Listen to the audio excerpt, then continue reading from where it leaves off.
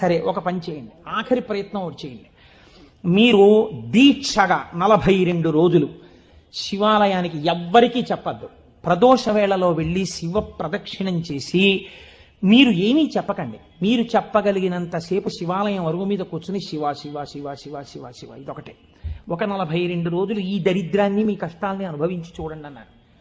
మీరు నమ్ముతారా? ఆ వ్యక్తి నా దగ్గరికి వచ్చి నా జీవితంలో ఆశించని రీతిలో నా జీవితానికి ఒక కొత్త మలుపు తిరిగిందండి, నేను వరంగల్ వెళ్ళిపోతున్నాను, నేను సెటిల్ అయిపోతున్నానని చెప్పాడు.